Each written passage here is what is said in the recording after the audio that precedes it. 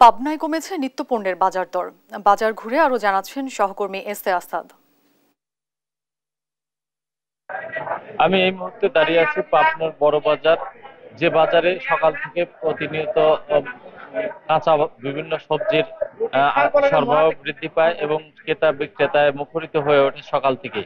আমি আজকে এই বাজারে এসে যেটি লক্ষণীয় দেখতে পাচ্ছি, গত কয়েকদিনের এই বৈষম্য বিরোধী ছাত্র আন্দোলনের কারণে পাবনায় উৎপাদিত সকল ধরনের শাকসবজি বাজারজাত করতে না পারায়, বিশেষ করে ঢাকা চট্টগ্রামে ক্রেতারা না পাঠানোর কারণে আসলে পাবনার বাজারে কিছুটা হলেও দামে প্রভাব পড়েছে এবং যে সবজিগুলি 40-50 টাকা কেজি দরে বিক্রি হতো, সেই সবজিগুলি আজকের বাজারে এখানে 25 থেকে 30 টাকা কেজি দরে বিক্রি হচ্ছে।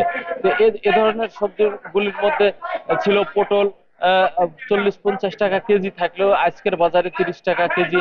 আমি শশার দামও এরকমই কমে দেখতে পেয়েছি। পাশাপাশি দেখতে পেয়েছি চিচিঙ্গা, ভেন্ডি এবং যে ভেন্ডি বিক্রি হতো 50 টাকা কেজি দরে, সেই ভেন্ডি আজকে বিক্রি হচ্ছে 30 টাকা কেজি দরে।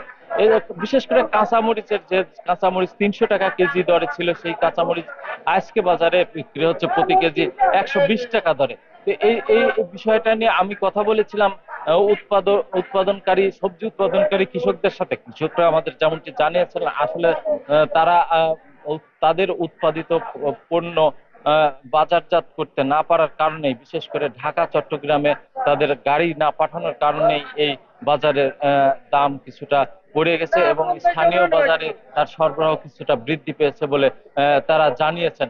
তো এই ছিল আমার কাছে পাবনার কাঁচা বাজার এবং নিত্যপণ্যের দরদাম নিয়ে সর্বশেষ তথ্য।